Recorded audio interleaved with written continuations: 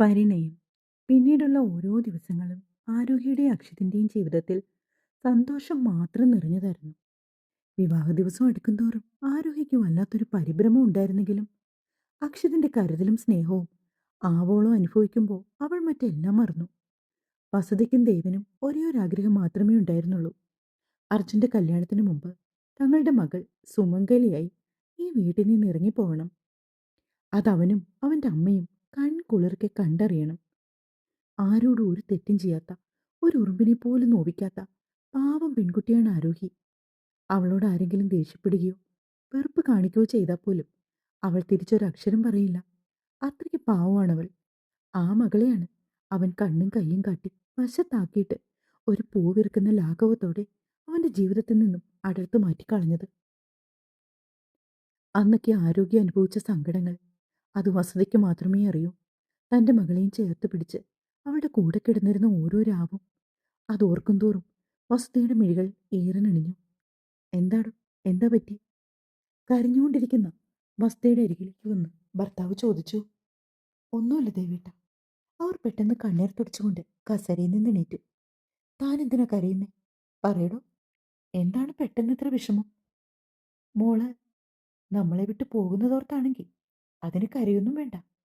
പെൺമക്കളെ അച്ഛനും അമ്മയും കൂടെ നിർത്തുന്നതും പരിചരിക്കുന്നതും ഒക്കെ ഒരു പ്രായം വരെയേ ഉള്ളൂ.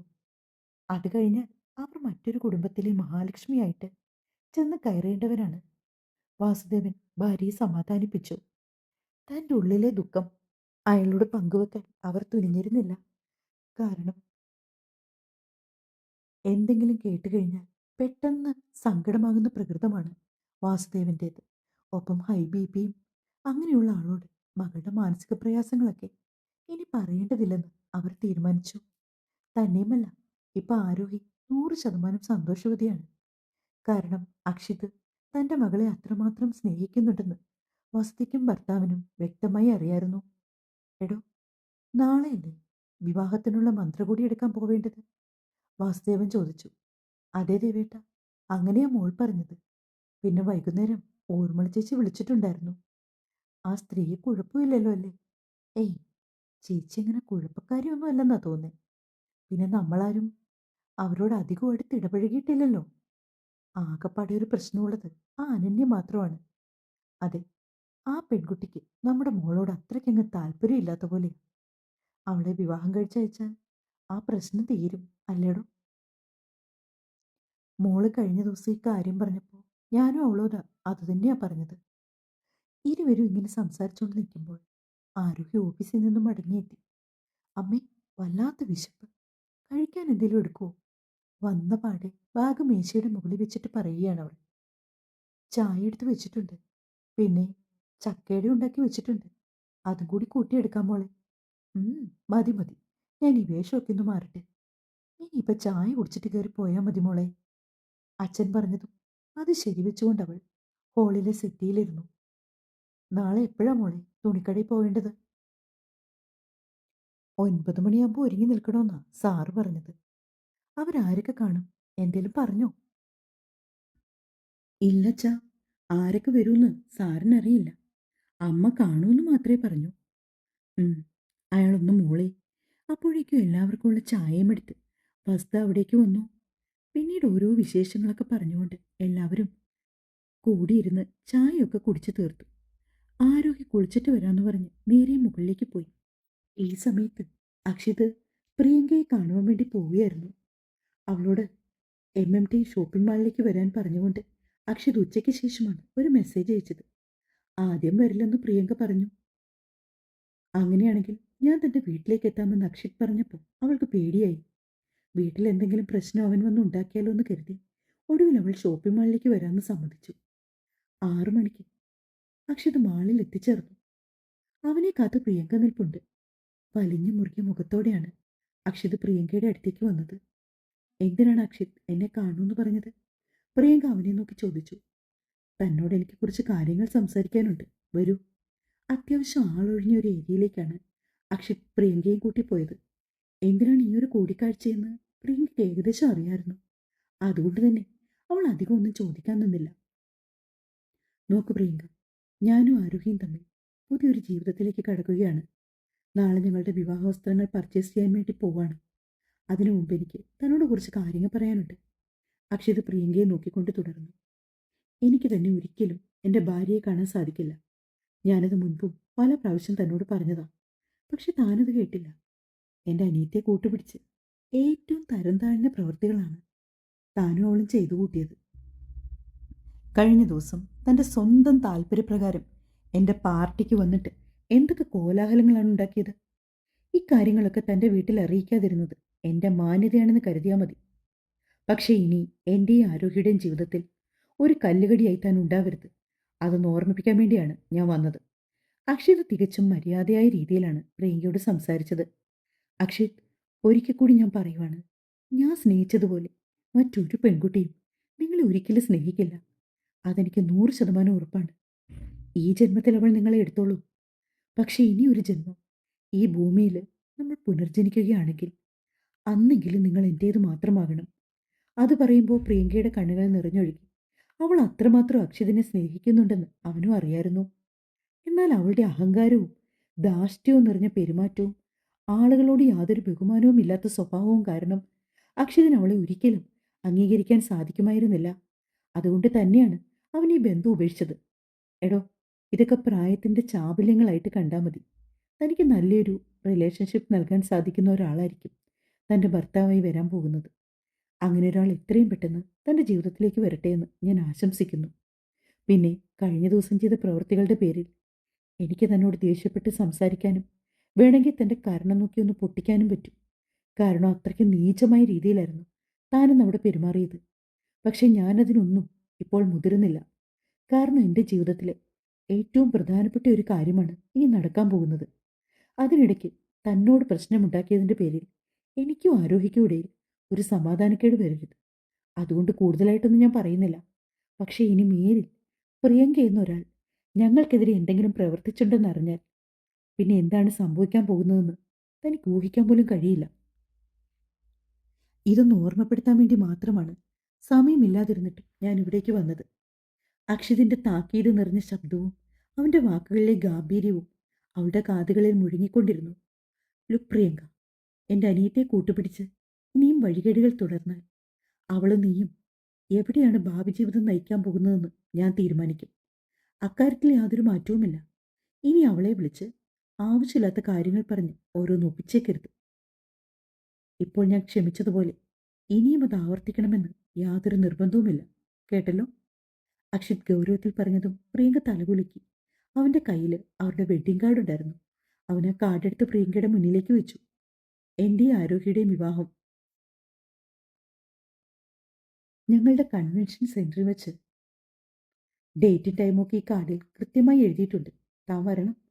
വെഡ്ഡിംഗ് കാർഡ് അവൾക്ക് കൊടുത്ത ശേഷം അക്ഷിത് ഒന്ന് തിരിഞ്ഞു പോലും നോക്കാതെ അവിടെ നിന്ന് ഇറങ്ങിപ്പോയി. നിറഞ്ഞ കണ്ണുകളോടെ പ്രിയങ്ക ആ കാർഡിലേക്ക് നോക്കി നിന്നു. എന്തോ വല്ലാത്തൊരു നഷ്ടബോധം അവളുടെ മനസ്സിനെ കാർന്നു തിന്നുകയായിരുന്നു. ഈ സമയത്ത് അക്ഷിതിന്റെ മനസ്സിൽ നിന്നും വലിയൊരു ഭാരം ഒഴിഞ്ഞതുപോലെയാണ് തോന്നിയത്. അവളെ നേരിട്ട് കണ്ട് സംസാരിക്കണമെന്ന് അക്ഷിത് മുൻകൂട്ടി ഉറപ്പിച്ചതായിരുന്നു. അതിനുള്ള സാഹചര്യം ഒത്തുവന്നത് ഇന്നാണെന്ന് മാത്രം. പ്രിയങ്കയാണെങ്കിൽ തൻ്റെ കയ്യിലിരുന്ന മൊബൈൽ ഫോണിലേക്ക് നോക്കി. അനന്യയെ ഒരുപാട് തവണ വിളിക്കാൻ ശ്രമിച്ചു. പക്ഷെ അനന്യ കോൾ അറ്റൻഡ് ചെയ്തില്ല. അവൾ എന്തിനാണ് തന്നോട് പിണങ്ങിയതെന്ന് പ്രിയങ്കയ്ക്ക് അറിയായിരുന്നു. എന്നാലും അവളോടൊന്ന് സംസാരിക്കണമെന്ന് അവൾ ആഗ്രഹിച്ചു. അതുകൊണ്ടാണ് വീണ്ടും വീണ്ടും വിളിച്ചുകൊണ്ടിരുന്നത്. അപ്പോഴാണ് വാട്സപ്പിൽ അനന്യയുടെ ഒരു മെസ്സേജ് വന്ന് കിടക്കുന്നത് പ്രിയങ്ക ശ്രദ്ധിച്ചത്. പെട്ടെന്ന് തന്നെ അവൾ അത് ഓപ്പൺ ചെയ്ത് നോക്കി. പ്രിയങ്ക, നിന്നോട് ഞാൻ ഒരുപാട് തവണ പറഞ്ഞതാണ്, ഏട്ടൻ്റെ 5 ഇയർ സക്സസ്ഫുൾ പാർട്ടിയാണ് അവിടെ അറേഞ്ച് ചെയ്തിരിക്കുന്നതെന്നും യാതൊരു കാരണവശാലും നീ പ്രശ്നം ഉണ്ടാക്കരുതെന്നും. പക്ഷെ നീ അത് കേട്ടില്ല. നീ എന്ന് അവിടെ കാട്ടിക്കൂട്ടിയ കോലാഹലങ്ങൾ അതെന്തൊക്കെയാണെന്ന് നിനക്കറിയാലോ. അതിൻ്റെ പേരിൽ ഏട്ടൻ എന്നോട് ഭയങ്കര ദേഷ്യത്തിലാണ് സംസാരിച്ചത്. വീട്ടിൽ വന്ന ശേഷം എന്നെ ഒരുപാട് വഴക്കു പറഞ്ഞു. ഇനി നീയുമായിട്ട് യാതൊരു ഇടപാടും വേണ്ടെന്ന് പറഞ്ഞ് എന്നെ അടിക്കാൻ വരെ വന്നു. അമ്മ പിടിച്ചു മാറ്റിയില്ലായിരുന്നെങ്കിൽ ആ ഏട്ടൻ എനിക്ക് ഉറപ്പായും അടിച്ചേനെ. സോറി പ്രിയങ്ക, ഇനി നമ്മുടെ ഫ്രണ്ട്ഷിപ്പ് മുന്നോട്ട് കൊണ്ടുപോകാൻ ഞാൻ ആഗ്രഹിക്കുന്നില്ല. കാരണം ഞാൻ പറഞ്ഞതൊന്നും നീ കേട്ടിരുന്നില്ല. അങ്ങനെ കേട്ടിരുന്നെങ്കിൽ ഒരുപക്ഷെ ഇന്ന് എൻ്റെ വീട്ടിൽ ഈ പ്രശ്നം ഉണ്ടാകുമായിരുന്നില്ല. അതുകൊണ്ട് ഇനി എൻ്റെ ഫോണിലേക്ക് നീ വിളിക്കരുത്. അക്ഷിതിൻ്റെ സംസാരവും അനന്യയുടെ മെസ്സേജും ഇതെല്ലാം കൂടി കണ്ടപ്പോൾ പ്രിയങ്കയ്ക്ക് തലപെരുത്തു. അവൾ വേഗം തന്നെ ആ ഷോപ്പിംഗ് മാളിൽ നിന്നും ഇറങ്ങി നേരെ പാർക്കിങ്ങിലേക്ക് പോയി. വണ്ടിയെടുത്ത് വീട്ടിലേക്ക് പായുമ്പോൾ അക്ഷിതിനെ തനിക്ക് എന്നേക്കുമായി നഷ്ടപ്പെടുവാണല്ലോ എന്ന് ഓർക്കും തോറും അവൾക്ക് ഒരുപാട് സങ്കടം തോന്നിയിരുന്നു. നെഞ്ചു വിങ്ങി പൊട്ടുകയായിരുന്നു. അവസാന നിമിഷത്തിലെങ്കിലും എന്തെങ്കിലും ഒരു അത്ഭുതം സംഭവിച്ച് അക്ഷിതിനെ തനിക്ക് തിരിച്ചു കിട്ടണേ എന്ന് മാത്രമായിരുന്നു പ്രിയങ്കയുടെ പ്രാർത്ഥന. അവൻ കൊടുത്ത വെഡ്ഡിംഗ് കാർഡ് കാണുന്തോറും അവൾക്ക് ദേഷ്യം ഇരച്ചു കയറി. വണ്ടി റോഡരികിൽ ഒതുക്കി നിർത്തിയ ശേഷം അവൾ ആ കാർഡ് ചിന്ന ഭിന്നമായി കീറി പുറത്തേക്ക് വലിച്ചെറിഞ്ഞു. ഈ സമയം ആരോഗ്യമാണെങ്കിൽ അക്ഷിതിന്റെ ഫോണിലേക്ക് രണ്ടു മൂന്ന് പ്രാവശ്യം വിളിച്ചു നോക്കി. പക്ഷെ അവൻ കോൾ അറ്റൻഡ് ചെയ്തില്ല. വാട്സപ്പിൽ ബിസിയാണോന്ന് മെസ്സേജ് അയച്ചിട്ടും റിപ്ലൈ ഒന്നും വന്നില്ല. എന്തുപറ്റി? ഇതുവരെയായിട്ടും മെസ്സേജ് ഒന്നും കാണാത്തത്? എന്താ വിളിച്ചിട്ട് കിട്ടുന്നില്ലല്ലോ? ആരോഗ്യ മുറിയിലൂടെ അങ്ങോട്ടും ഇങ്ങോട്ടും നടന്നു. പ്രത്യേകിച്ച് മീറ്റിംഗിന്റെ കാര്യമൊന്നും ഇന്ന് പറഞ്ഞിരുന്നില്ല. അതുകൊണ്ട് തന്നെ നേരത്തെ വീട്ടിലേക്ക് പോകുമെന്നാണ് ഓഫീസിൽ നിന്ന് ഇറങ്ങുമ്പോൾ അക്ഷിത് പറഞ്ഞത്. പിന്നീട് എന്തുകൊണ്ടാണ് ഫോൺ എടുക്കാത്തത്? സാധാരണയായി താൻ വീട്ടിലെത്തുന്ന സമയം കണക്കാക്കി അക്ഷിത് തന്നെ വിളിക്കാറുള്ളതാണ്. ഇന്ന് അതും ഉണ്ടായില്ല. മോളെ, നീ കുളിച്ചോ? അമ്മയുടെ ശബ്ദം കേട്ടാണ് അവൾ തിരിഞ്ഞു നോക്കിയത്. കുളിച്ചമ്മേ. വസുധ ആരോഗ്യയുടെ ഉണങ്ങിയ ചുരിദാറുകളൊക്കെ മടക്കി എടുത്തുകൊണ്ട് വന്നതായിരുന്നു. എന്താ മോളെ, നിന്റെ മുഖമൊക്കെ വല്ലാണ്ടിരിക്കുന്നേ? എന്തു പറ്റി? ഏയ്, ഒന്നുമില്ലമ്മേ. എന്തു പറ്റി? ഈ കാര്യം പറ. വസുധ ആരോഗ്യയുടെ കൈത്തണ്ടയിൽ പിടിച്ചു. അക്ഷിത് സാറിനെ വിളിച്ചിട്ട് കിട്ടുന്നില്ലമ്മേ. എന്തു പറ്റിയാവോ? അവളുടെ കണ്ണുകൾ പെട്ടെന്ന് നിറഞ്ഞു. എന്റെ പൊന്നുമോളെ, അതോർത്താണോ നീ ഇങ്ങനെ വിഷമിച്ചു നിൽക്കുന്നത്? അക്ഷിത് 100,000 തിരക്കുള്ള ഒരു മനുഷ്യനാ. അത് നിനക്കറിയാവുന്ന കാര്യമല്ലേ? നാളെ നിങ്ങൾ വിവാഹവസ്ത്രങ്ങൾ എടുക്കാനായി പോവാണ്. അപ്പോൾ ഓഫീസിലെ കാര്യത്തിലൊന്നും ശ്രദ്ധിക്കാൻ കഴിയില്ല. ഓരോ ദിവസം ചെല്ലുന്തോറും ഇനി കല്യാണത്തിരക്കാകും. അതിനു മുന്നോടിയായിട്ട് കുറേയേറെ കാര്യങ്ങളൊക്കെ ആൾക്ക് ചെയ്തു തീർക്കാൻ കാണും. ഉം. എന്നാലും സാറ് ഫോൺ എടുക്കാത്തത് എനിക്കെന്തോ ടെൻഷൻ. നീയും ആ ഓഫീസിൽ നിന്ന് വരുന്നവളല്ലേ? നിനക്കറിയില്ല അവിടുത്തെ തിരക്കും ബഹളവുമൊക്കെ. എല്ലാത്തിൻ്റെയും മേൽനോട്ടം അക്ഷിത് ഒരാൾ മാത്രമല്ലേ നോക്കുന്നത്? അതിൻ്റെതായ തിരക്കായിരിക്കും.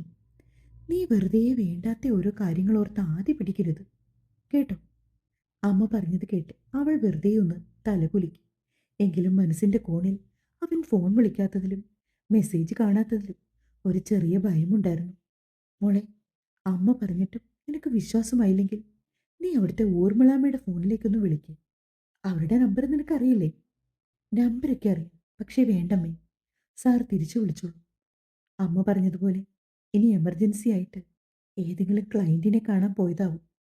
അതെ, അതങ്ങനെ തന്നെയാവാനാ വഴി. മോള് വെറുതെ ആലോചിച്ചു കൂട്ടണ്ട. ദാ, ഈ തുണിയൊക്കെ എടുത്ത് അലമാരയിൽ വെക്ക്. അമ്മ പോയി വിളക്ക് കൊളുത്താൻ നോക്കട്ടെ. വസുധ അവളെ സമാധാനിപ്പിച്ച ശേഷം പുറത്തേക്ക് ഉറങ്ങിപ്പോയി. പിന്നീട് ഒരു അരമണിക്കൂറിന് ശേഷമാണ് അക്ഷിത് ആരോഗ്യ ഫോണിൽ വിളിക്കുന്നത്. കുറച്ച് തിരക്കിലായിരുന്നുവെന്നും ഒന്ന് രണ്ട് പേരെ കാണാനുണ്ടായിരുന്നു എന്നും മാത്രമാണ് അവൻ പറഞ്ഞത്. സർ, വേറെ പ്രോബ്ലം ഒന്നും ഇല്ലല്ലോ അല്ലേ? ആരോഗ്യ ചോദിച്ചു. ഏയ്, എന്ത് പ്രോബ്ലം? എടോ, നമ്മുടെ ജേക്കബ് ആൻഡ് സൺസിന്റെ പുതിയ പ്രോജക്റ്റിനെ കുറിച്ച് ഞാൻ തന്നോട് ഡിസ്കസ് ചെയ്തിരുന്നില്ലേ? അവരെന്നെ കാണാൻ വേണ്ടി വന്നു. ആ മീറ്റിംഗ് കഴിഞ്ഞപ്പോൾ കുറച്ച് ലേറ്റായി പോയി. ഞാൻ ഒരുപാട് ടെൻഷൻ അടിച്ചിരുന്നു. എന്തിന്? വിളിച്ചിട്ട് കിട്ടാതെ വന്നപ്പോൾ. എടോ, ഞാൻ അത്രയ്ക്ക് ബിസി ആയിപ്പോയി. അതുകൊണ്ടാണ് കോൾ അറ്റൻഡ് ചെയ്യാതിരുന്നത്. സോറി പെണ്ണേ. ഏയ്, അതൊന്നും കുഴപ്പമില്ല. എന്നിട്ട് അവർ പോയോ? അവരിപ്പോൾ ഇറങ്ങിയതേ ഉള്ളൂ. താൻ എന്ത് ചെയ്യുവാണ്? ഞാനിവിടെ വെറുതെ ഇരിക്കുക. നാളെ 9 മണിയാകുമ്പോൾ റെഡിയായി നിൽക്കണം കേട്ടോ. Okay sir. ആരോഹി, ഞാനൊരു കാര്യം പറഞ്ഞിരുന്നു. താനത് പിന്നെയും മറന്നോ? എന്താണ് സർ? എന്താണെന്ന് താനൊന്ന് ആലോചിച്ച് നോക്ക്. ഇനി ഞാനായിട്ട് തന്നോട് പറയുന്നില്ല. അക്ഷിത് പറഞ്ഞു. അവൻ ഉദ്ദേശിച്ചത് എന്താണെന്ന് അപ്പോഴാണ് ആരോഹിക്ക് പിടികിട്ടിയത്. അത് നാവിലങ്ങനെ വന്നു പോകുന്നതാ. Sorry sir. ആരോഹി വീണ്ടും പറഞ്ഞു. ദാ പിന്നെയും. പെണ്ണെ, വേണ്ട കേട്ടോ. ഇനി ഇങ്ങനെ ആവർത്തിച്ചാൽ ഞാൻ നിനക്ക് നല്ല ശിക്ഷ തരും. അയ്യോ, ശിക്ഷയൊന്നും വേണ്ട. സോറി ഏട്ടാ. അവൾ തിരുത്തി പറഞ്ഞതും അക്ഷരന്റെ ചുണ്ടിൽ ഒരു പുഞ്ചിരി വിരിഞ്ഞു. ആരോഗ്യ അവനെ എപ്പോഴും സാറെന്നാണ് സംബോധന ചെയ്യാറുള്ളത്. അതിന്റെ പേരിൽ അക്ഷിത് മിക്കപ്പോഴും അവളോട് ചെറുതായി പിണങ്ങാറുണ്ട്. ഇനി മേലിൽ സാറെന്ന് വിളിച്ചിട്ടുണ്ടെങ്കിൽ ആ നിമിഷം നിന്നെ കെട്ടിപ്പിടിച്ച് റുമ്മ തരും. അക്ഷത ഇന്ന് ഓഫീസിൽ വെച്ച് ആരോഗ്യയോട് പറഞ്ഞിരുന്നു. അത് കേട്ടതും പെണ്ണിന് പേടിയായി. ഏട്ടാന്ന് വിളിച്ചോട്ടെ എന്ന് അവൾ ചോദിച്ചപ്പോൾ അതൊക്കെ തൻ്റെ ഇഷ്ടമെന്നായിരുന്നു അക്ഷിതിൻ്റെ മറുപടി. ഓഫീസിൽ നിന്നും തിരികെ വരുമ്പോൾ മുതൽ ആരോഗ്യയ്ക്ക് അവനെ എന്ത് വിളിക്കണമെന്നായിരുന്നു ആലോചന. ഒടുവിൽ അവൾ തന്നെ ഒരു പേര് കണ്ടുപിടിച്ചു. അച്ചുവേട്ടൻ. അങ്ങനെ വിളിക്കുവാനായിരുന്നു അവൾക്ക് ഏറെ ഇഷ്ടം. തൻ്റെ അച്ചുവേട്ടൻ. അവളുടെ ചുണ്ടിൽ ഒരു പുഞ്ചിരി വിരിഞ്ഞു. മോളെ. അമ്മ താഴെ നിന്ന് ഉറക്കെ വിളിച്ചു. ആരോഗ്യ പെട്ടെന്ന് തന്നെ വാതിൽ തുറന്ന് പുറത്തേക്ക് ഇറങ്ങിച്ചെന്നു. എന്താ അമ്മേ? മോളെ അക്ഷിത വിളിച്ചോ? ദാ വിളിച്ചു. ഇപ്പൊ വിളിച്ചിട്ട് വെച്ചതേ ഉള്ളൂ.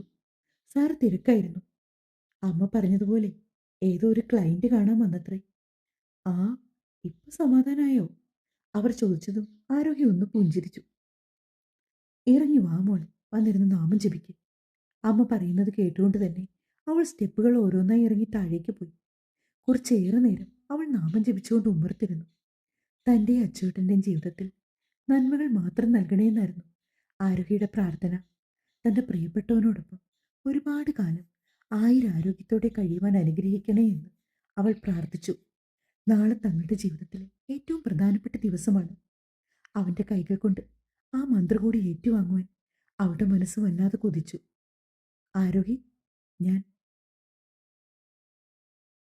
പലതവണ തന്നോട് പറഞ്ഞിട്ടുണ്ട് ഇനി എന്നെ സാറെന്ന് വിളിക്കരുതെന്ന്. അക്ഷിത മുൻപ് പറഞ്ഞ വാക്കുകൾ അവളുടെ മനസ്സിലേക്ക് ഓടിയെത്തി. ഇല്ല, ഇനി വിളിക്കില്ല. ഇനി മുതൽ ഞാൻ അച്ചുവേട്ടന് മാത്രമേ വിളിക്കൂ. അവൾ സ്വയം മന്ത്രിച്ചു. അതോർത്തപ്പോൾ ആ പെണ്ണിന്റെ കവിളുകൾ ചുവന്നു തൊടുത്തു. അവളുടെ മുന്നേ തിളങ്ങി നിൽക്കുന്ന നെയ്ത്തിരി നാളത്തിന്റെ ശോഭയേക്കാൾ പ്രകാശിതമായിരുന്നു അപ്പോൾ ആരോഗ്യയുടെ മുഖം കാണുവാൻ. തുടരും. യൂറിക് ആസിഡിന്റെ പ്രോബ്ലം ഉള്ളതുകൊണ്ട് വല്ലാത്ത ക്ഷീണമാണ്. അത് കുറച്ച് ഹൈ ആയിപ്പോയി. ഇനിയൊന്ന് നോർമൽ ലെവലിൽ വരണമെങ്കിൽ ഇത്തിരി സമയമെടുക്കും. പരമാവധി സ്റ്റോറി പെട്ടെന്ന് തരാം. മാംഗല്യം തീരാറായി. ഇനി 3 അല്ലെങ്കിൽ 4 പാർട്ട് കൂടി കാണും. ലെങ്ത് കൂട്ടി മാംഗല്യം രാത്രി 8 മണിക്ക് തരാം. കഥ വായിച്ച അഭിപ്രായം പറയണേ. സ്നേഹത്തോടെ സ്വന്തം മിത്രവിന്ദ. Thank you.